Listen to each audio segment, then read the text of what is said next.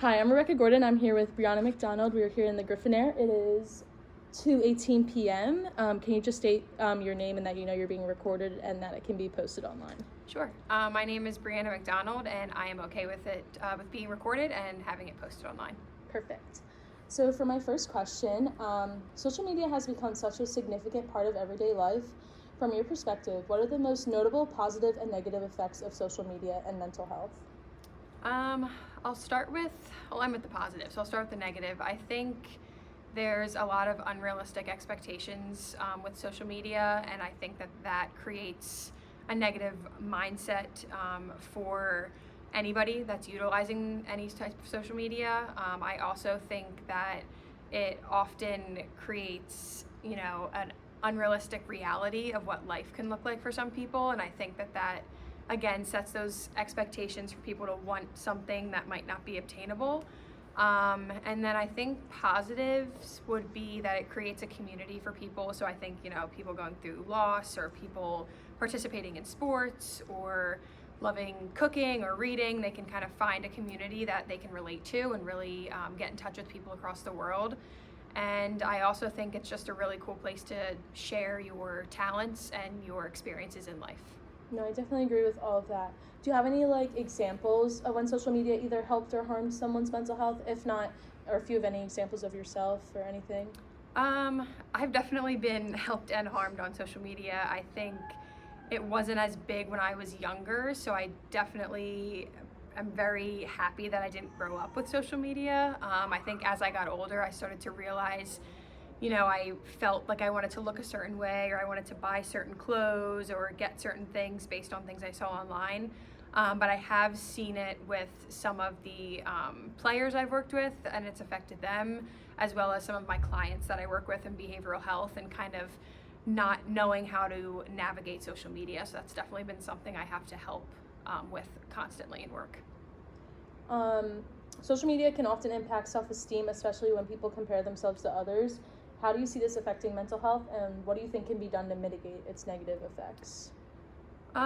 Definitely goes back to that unrealistic expectations. I think that a lot of times our self-esteem, and a lot of the youth I work with now, their self-esteem is built on who they follow on social media. I see a lot of kids talking about specific followers they have, or talking a certain way based on somebody that they see online. So I definitely think that it has a lot more negative effects on someone's self-esteem than it does positive. But I think that there's a lot of growth in that area, where there can be a lot of online platforms and communities that can kind of flip that switch and make it a little bit more positive, but we have to kind of shine a brighter light on those areas rather than the negative aspects, for sure. Yeah, I definitely agree. With that, do you think there's ways that people can cope with that? Yeah, I think it's hard as adults to kind of I think we often look towards adults to kind of build up the youth and kind of present things a certain way, but I think we really should go to the source of it all, and the kids that are using it, and seeing what's kind of helping them or harming them, and kind of go from there. I think if we try to go from the outside in, we're really just attacking the source of negativity and building negative self-esteem. So I think what I try to do is I try to approach a student, a client, a player on their level, and see what areas that I can help with, or try to help them kind of navigate through an uncomfortable situation that could be online. With that, do you think there's any steps that individuals can take to protect their self-esteem while engaging on social media platforms? I think yes and no. I think that if they surround themselves with good people outside of social media, I think that helps a lot. I think personally that helped me. I surround myself with people that are positive and lift me up and motivate me. So then when I go to social media and I see things that maybe I want to go to, I want to reach a certain level, I don't feel as bad about myself because I'm not there, because I do have a good support system around me. So I think just making sure you surround yourself outside of social media with good people can definitely help you navigate the online world. Yeah, definitely. While there's negative effects, it can also be a source of support and positivity. How can social media platforms be used effectively to promote mental health awareness and support? I love that question. I think that there are a lot of really, really great communities online. I'll speak specifically for athletics because I coach soccer and I played. There's a online platform called The Hidden Opponent that was started by a University of Southern California volleyball player.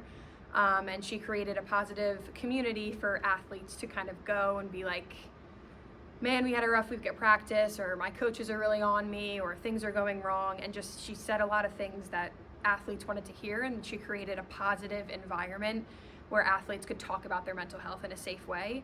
And she now has created such a big platform that campuses around the world, especially here at Gwinnett, can open up their own chapters and kind of promote that positivity.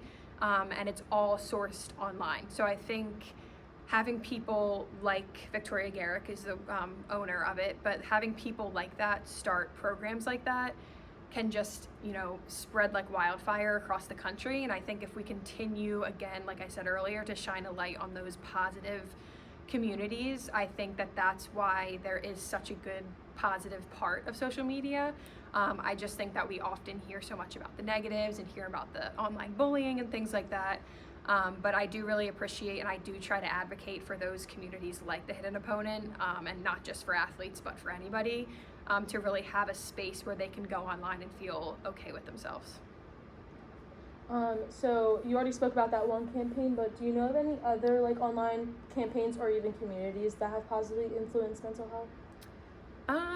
I wouldn't say I know there's a lot of, I'm actually wearing clothing from one, I just thought of that in my head, but so I'm wearing, it's called Unfinished, and this girl started a clothing company, to raise money so that individuals that have to go to different psych units, or different clinics in that area can have comfortable clothing to wear. So she actually created an online, it's more of a store, and it's more of, raising money for a specific cause. But she created an online platform. Again, it's online. I know she's making profits from it, but I think what's important is that she's promoting positive mental health and advocating for those who need advocating most. But I think for me, I've seen a lot of individuals talking about mental health, not necessarily creating, an organization, or a following in that sense, but it's more they'll come online and say like, I had a horrible day, instead of, look at my beautiful cup of coffee I got today, and I went shopping and I bought all these things. They kind of stop for a second and say like, like today's not a great day. And I think those people are spreading positive mental health talk without having to create such a big, name brand thing. And I think that those people are ones that I try to kind of promote a lot more. Yeah, no, I think that's really good. Like, it's not like fake, so I think Right. it gets it's more authentic. So social media addiction is a growing concern, I feel like, especially when it comes to impacts on mental health. So how do you think excessive use of social media contributes to mental health struggles? I think that plays a lot with not just, and I think when I think of social media, I often personally think of like, like Instagram and Facebook and Snapchat and those types of things. But I think the excessive use that I've noticed is like the video games, which is interesting because I didn't play video games, so I thought it was just, you log on and you play a game. But just, I have younger cousins, and hearing that there's actually people they're interacting with, I think that becomes a good and a bad thing. I think that they're talking to people and they're having great conversation, but I think it's screen time, which we all know is not great. It's just constant inability to interact with somebody like in person, and I think that's a huge issue. And I've just noticed, and I'm 25 years old, so like I'm not that far off from my youth, but I think what's scary to me is seeing, my younger cousins and how less they want to go outside and interact with people. And a lot of it has to do with that excessive use of being online and being on online platforms. And I think that can have a huge negative impact when it comes to, looking for jobs and eventually just, getting older, going to college, things like that. So I think it's scary to see, but we have to have some hope, I guess. I was actually just talking about that the other day with one of my teachers about like how COVID and like being on my phone so much, like I Right. feel like affected my communication skills Yep. so much, and like I feel like it gives me so much more like social anxiety now. Right, yeah. So do you have any like mental health signs people should watch for if they are spending too much time on social media, or even just, again, video games or anything like that? I guess another thing I can speak on personally, I think for me, I really do try. I think what's really cool about Apple products is they will tell you how long you're on your phone for, and that, not that it prevents me from being on my phone, but it's like a wake up call of almost like, oh my goodness, I've been on my phone for this many times, for this many hours. But I definitely think excessive like tiredness like that for me is like not normal, as like I'm an active person. So if I notice that I'm not, feeling myself, or not wanting to get outside, or not wanting to go move my body, that I'm definitely affected by it. And I also think that just like pay attention to like your self-talk. I think that's the most important thing. If you're not, positively looking at yourself in the mirror, or picking out an outfit's taking 10 hours when it used to take you like 15 minutes. Just try to be aware of those things, because I kind of got stuck in that cycle when I was in college, and then luckily got out of it. But I think it all depends on the person, and I think if, again, you build a strong support system, it won't just be you looking for those signs. It'll be people around you kind of noticing that you're off, or not feeling the greatest. But it's hard to do, but asking for help and just constantly checking in with yourself is the best thing you can do. That actually leads perfectly into my next question. It's more about body image and just unrealistic beauty standards. How do you think this impacts people's body image and mental health, just often being criticized on all these platforms? Definitely as an athlete, I've seen that a lot. I think when I grew up, I looked a certain way, and I didn't really, again, have too much social media growing up, so that never really impacted me, and body image was never really a conversation had in my family.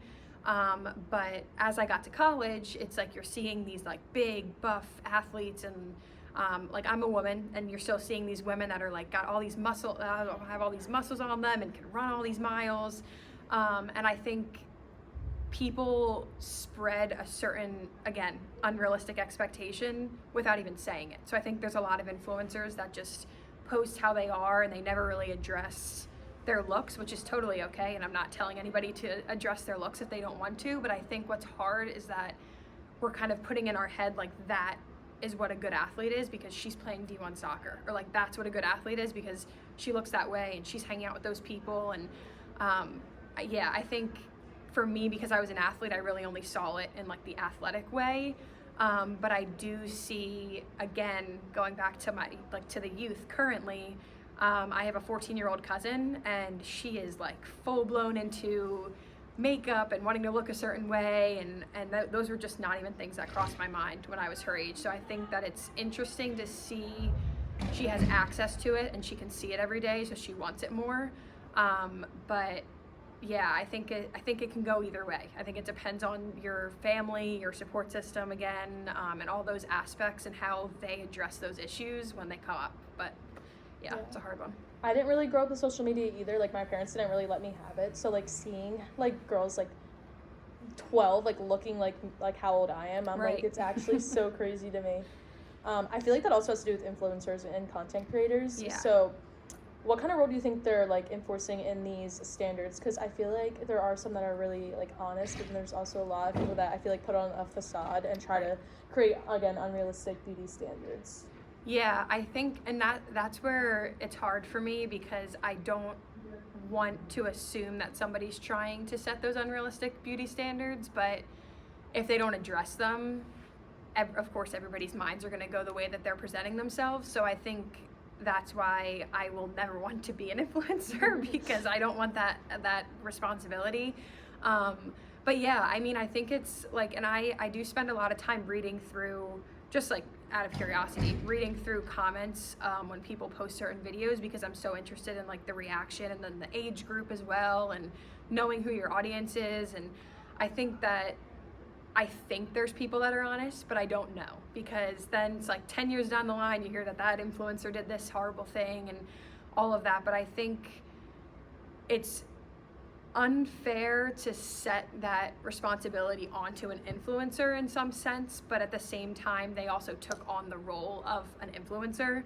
And if they don't address mental health, if they don't address body image, if they don't address those things, there's so much room for unfair assumption. And I think that that's just part of life. And I think we all have to go through that. But yeah, I'll never be an influencer myself.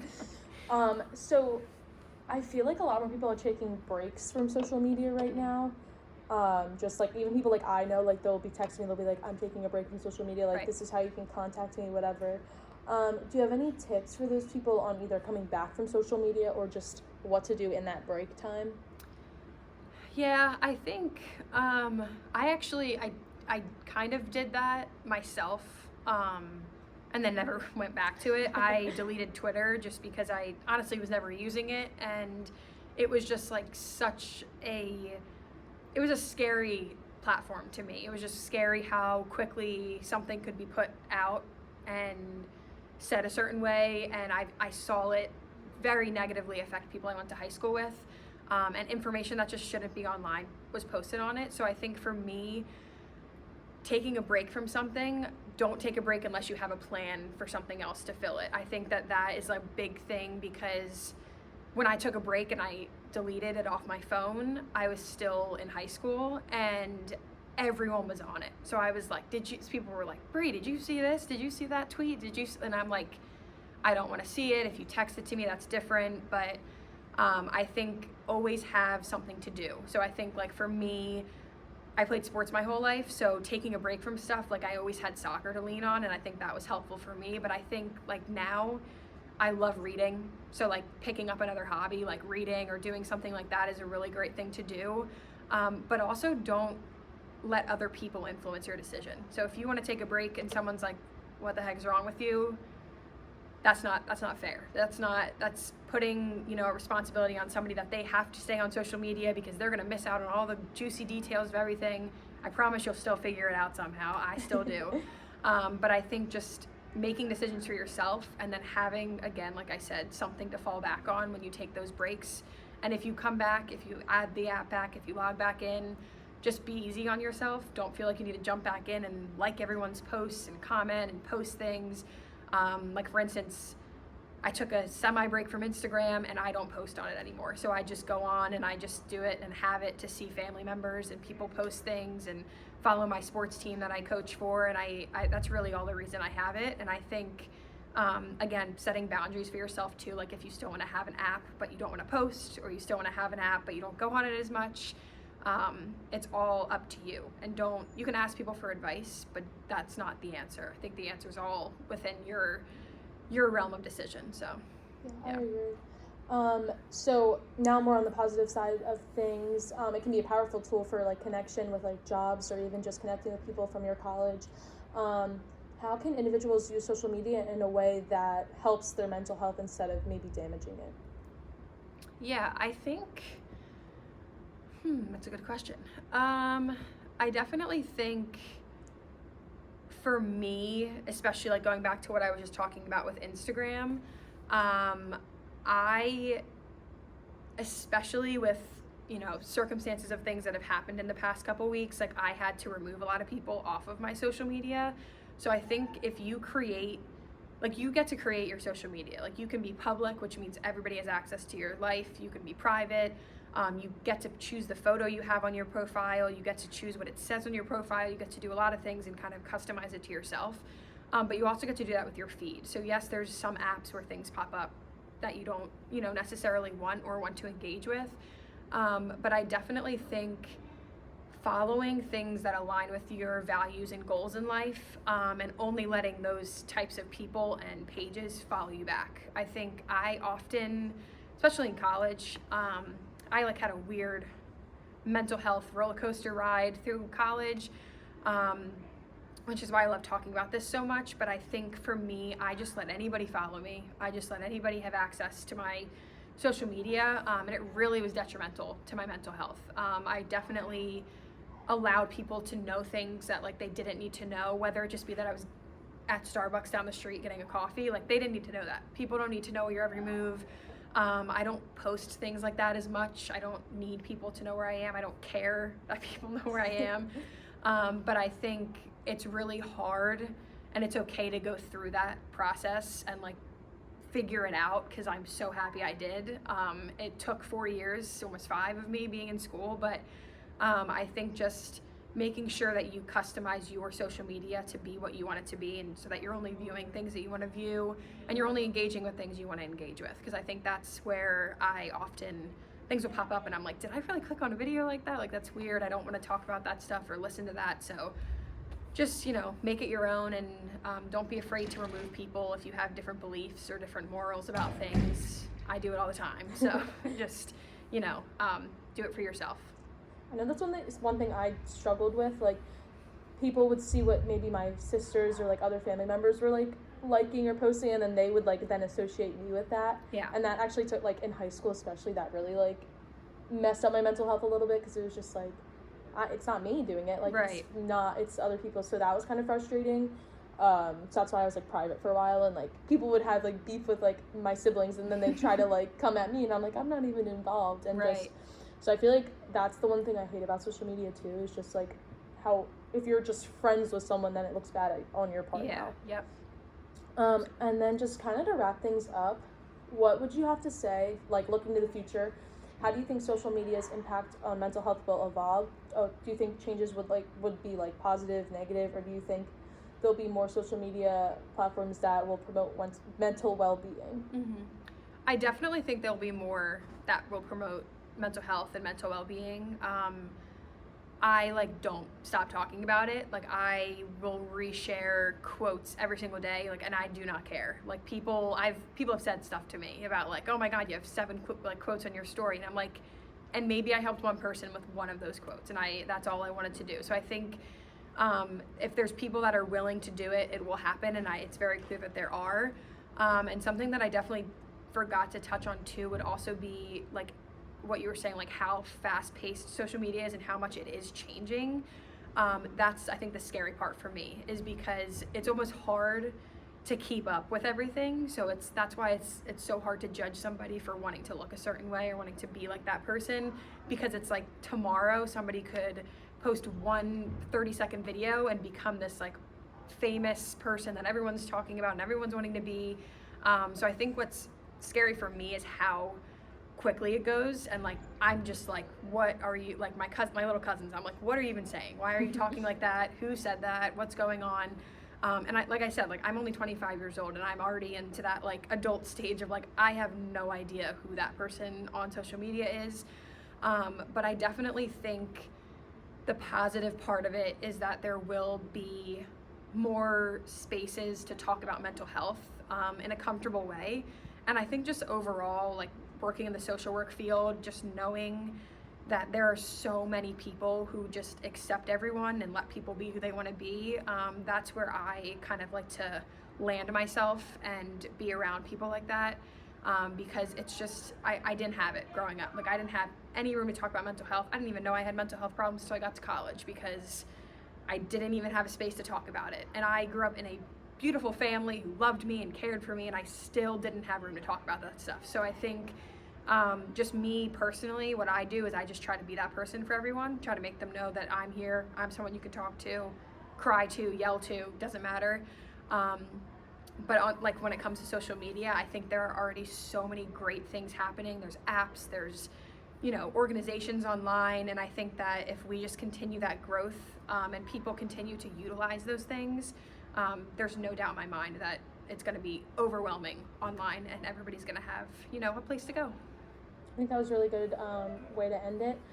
Thanks for your time. I liked how you still found a way to make everything positive, so I think that's a really good trait that you have. You've always been that way. I feel like you just always find a way to make everything positive, which is so good, because I know a lot of people struggle with that. Mm-hmm. So I feel like you have really good insights in this, and I just want to thank you for your time. Awesome. Thank you.